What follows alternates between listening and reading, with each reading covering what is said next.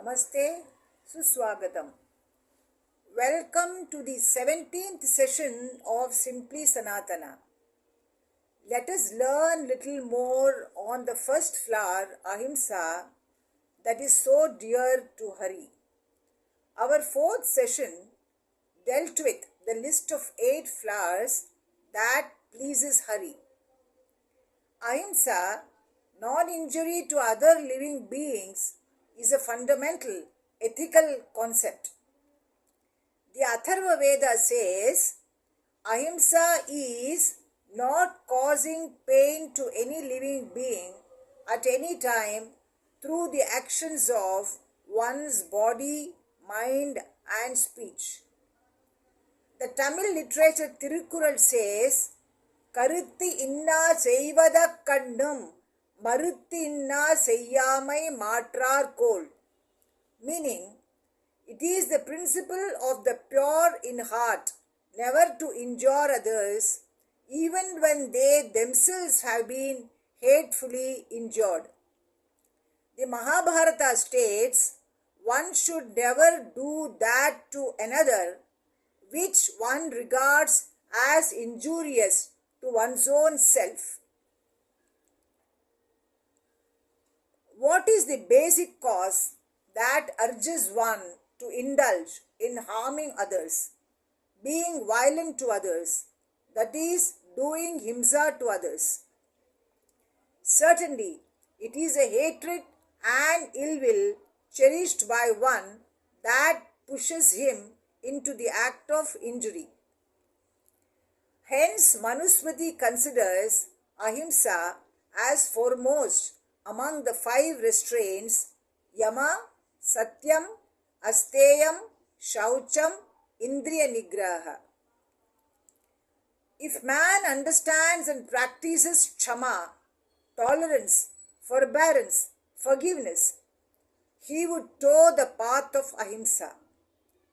I have dealt with Kshama in detail in the previous session, that is the 16th one. For the sake of coexistence, Ahimsa should be practiced. Non-injury on the physical, verbal, mental plane. A Patanjali Yoga Sutra says, Ahimsa pratisthayam tat sannidhai vairatyagaha, meaning, on being firmly established in non-violence, all beings coming near him cease to be hostile. Mahatma Gandhi says, in the presence of Ahimsa, there is a renunciation of hatred. It is abstention from ill will towards any creature. When Mahatma Gandhi talks about Ahimsa, he means that we must overcome evil. How do we do it? Restrain evil by love. For him, Ahimsa is Sarvodaya, welfare of all. Unless we rid our minds of hatred, we cannot be regarded as true devotees of Krishna. In the Bhagavad Gita, 12th chapter on Bhakti Yoga, Krishna declares, Adveshta sarva bhutanam maitra karuna evacha, meaning, he is my true devotee who bears no hatred to all beings and is friendly and compassionate to all. One may not do violence physically, but might harbor thoughts of violence. The thoughts translate into actions and words at some point of time. Hence, one should refrain from thoughts and words that can cause pain to others. All acts of violence have karmic repercussions. All harsh and rude speech is violence.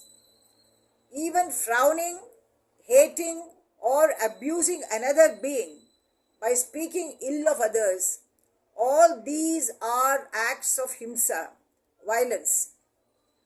Wounding others' feelings by gesture, expression, tone of voice, and unkind words is also ahimsa. All these face the impact of karma. The Tamil literature Tirukkural says, Pirarku inna murpagal செய்யின் தமக்கு இன்னா பிற்பகல் தாமே வரும். Meaning, if a man inflicts sorrow on another in the morning, sorrow will come in the afternoon.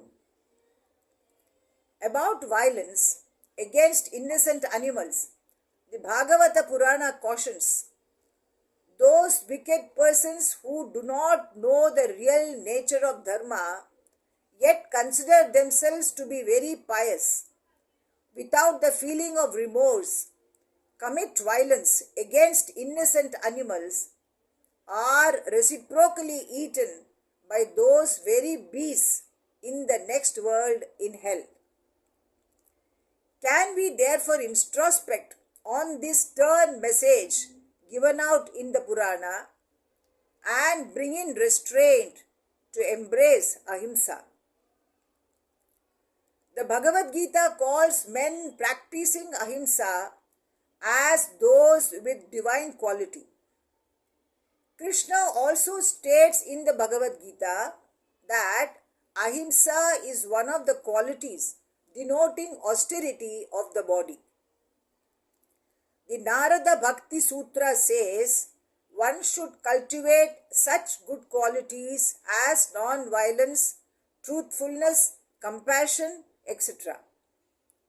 The Bhagavata Purana includes ahimsa as one of the 12 primary disciplines to be cultivated by man. According to Mahatma Gandhi, ahimsa and truth are intertwined. Without ahimsa, it is not possible to seek and find truth. The Mahabharata states that philosophic knowledge would be fruitful only if it helps an individual to develop good conduct. Sheela Vritta Phalam Shrutam. The Vaishnava scholar Vedanta Deshika in his Rahasya Traya Sara says, Anartham Pandityam Dharma Varjitam, meaning knowledge which does not lead to good conduct is futile. If we believe that the divine is present in the heart of each individual, it follows that our attitude towards the other should be one of non-injury. Hence, we chant the Ahimsa mantra in our Sanatana culture for the universal well-being. Loka samasta sukhino bhavantu, meaning may everyone in the whole world be happy. Hence we pray, Sarve bhavantu sukhinaha, may all be happy. Sarve santu niramayaha, may all be free from illness. Sarve bhadrani pashyantu, may all see auspiciousness. Ma kaschid dukkha bhag bhavet, may no one suffer. Om Shanti, Shanti, Shanti. धन्यवादः.